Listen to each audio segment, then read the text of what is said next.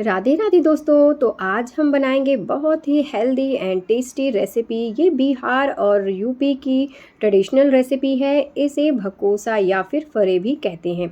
तो चलिए इसे बनाना शुरू करते हैं। तो हमने यहाँ पर लिया है चावल का आटा 2 कप। आप चाहें तो इस रेसिपी को गेहूं के आटे में भी बना सकते हैं। अब हम इसमें डालेंगे नमक स्वाद अनुसार।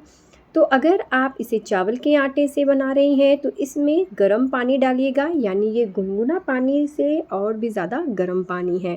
तो इसे डालने से जो हमारा आटा है वो बेलते समय फटेगा नहीं और हमारा जो आटा है वो बहुत ही ज़्यादा सॉफ्ट रहेगा। तो यहाँ पर मैं थोड़ा थोड़ा पानी डालकर नरम सॉफ्ट आटा गूंद कर तैयार कर लूँगी। तो पहले मैंने इसे चम्मच से चला लिया था क्योंकि ये बहुत ज़्यादा गर्म था। तो ये देखिए, इस तरह से हमें नरम आटा गूंद कर तैयार कर लेना है। तो यहाँ पर हमने आटा भी गूंद कर तैयार कर लिया है। अब इसे साइड में रखेंगे। तो हमने यहाँ पर लिया है 1 कप चने की दाल और 1/4 कप मैंने लिया है उड़द की दाल। इन सभी चीज़ों को मैंने रात में अच्छे से भिगा दिया था ताकि यह अच्छे से फूल जाए। अगर आप रात में नहीं भिगा सकती हैं तो आप इसे 5 से 6 घंटे के लिए भिगा देंगी तो भी अच्छे से फूल जाएगा।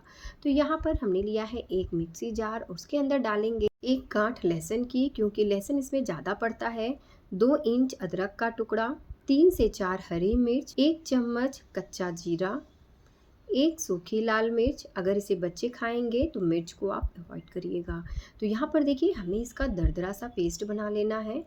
तो आप चाहें तो इसे सिलबट्टे पर भी पीस सकती हैं। मैं इसे मिक्सी जार में ही डालकर पीस लिया था। अब उसी मिक्सी जार में हम डालेंगे चना जो हमने भिगा कर रखा था। तो इसमें हम पानी नहीं डालेंगे और इस तरह का हम दरदरा सा पेस्ट बना लेंगे। तो आप मिक्सी को चलाइएगा, फिर बंद करिएगा, फिर चलाइएगा। इस तरह से जब आप करेंगे तो आपके पास भी इस तरह का दरदरा पेस्ट बनकर तैयार हो जाएगा। अब हम इसमें डालेंगे खूब सारी हरी धनिया, आधा छोटा चम्मच हींग, इसे ज़रूर डालें, इससे इसका स्वाद बहुत ज़्यादा अच्छा लगता है। 1/4 चम्मच हल्दी, कच्चा जीरा आधा चम्मच, नमक स्वाद अनुसार। तो नमक आप एक बार टेस्ट कर लीजिएगा, इसमें थोड़ा सा ये ज़्यादा ही रहता है, यानी ये पकने के बाद इसका नमक और हींग जो है वो कम हो जाता है। इसीलिए हमें नमक और हींग थोड़ा सा ज़्यादा ही डालना है। तो ये देखिए, हमने इस तरह से इसको अच्छे से मिक्स कर लिया है। अब हम यहाँ पर लेंगे चावल के आटे की छोटी सी लोई और इस तरह से हम इसे हाथों से दबाकर चिपटा कर लेंगे। अब हमने यहाँ पर लगाया है चावल का आटा और इस तरह से एक रोलर की सहायता से मैं इसे बेल लूँगी। तो यहाँ पर जिस तरह से पूड़ी होता है बिल्कुल मैं उसी तरह से यहाँ पर बेल लूँगी। अब हमने यहाँ पर लिया है एक इस तरह से शॉर्ट जो ग्लास आती है उस तरह से लेंगे और इसको हम इस तरह से दबाकर काट लेंगे। तो ये एक तरीका है, यानी इस तरह से बनाएंगे तो एक ही बनेगा। तो यहाँ पर देखिए, मैं अभी दूसरा तरीका आपको बताती हूँ। तो मैंने यहाँ पर जिस तरह से पराठा होता है बिल्कुल उसी साइज़ का मैंने यहाँ पर लोई ले लिया है।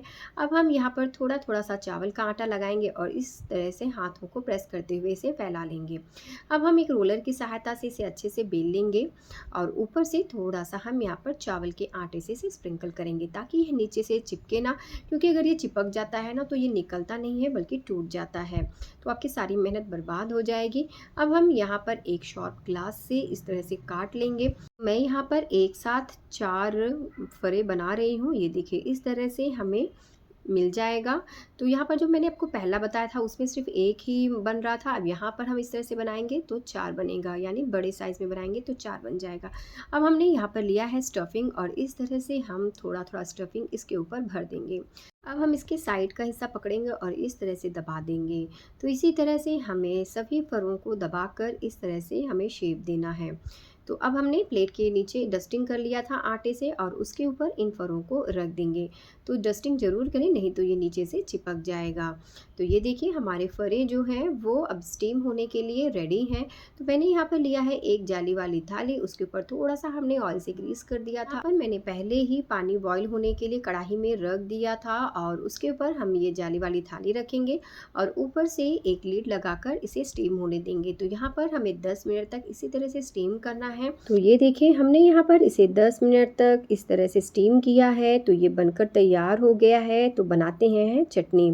तो चटनी बनाने के लिए मैंने यहाँ पर लिया है एक कच्चा आम, साथ ही डालेंगे 4 से 5 लहसुन की कलियां, थोड़ी सी हरी धनिया, थोड़ी सी पुदीना के पत्ते, 1 से 2 हरी मिर्च, आधा चम्मच कच्चा जीरा, नमक स्वाद अनुसार। अब हम इसे ढक्कन लगाकर दरदरा सा पेस्ट बना लेंगे, यानी ये जो चटनी है ये एकदम से पतली नहीं पीसी जाती है, इस तरह से इसका दरदरा होना ज़रूरी है, तभी ये खाने में बहुत ही ज़्यादा टेस्टी होता है। अब हम उसे मिक्सी जार में डालेंगे खूब सारी हरी धनिया, 1 हरी मिर्च, 3 से 4 लहसुन की कलियाँ, थोड़े से मैंने यहाँ पर पुदीना के पत्ते लिए हैं, 2 मीडियम साइज़ के टमाटर, नमक स्वाद अनुसार और आधा चम्मच मैंने यहाँ पर जीरा लिया है।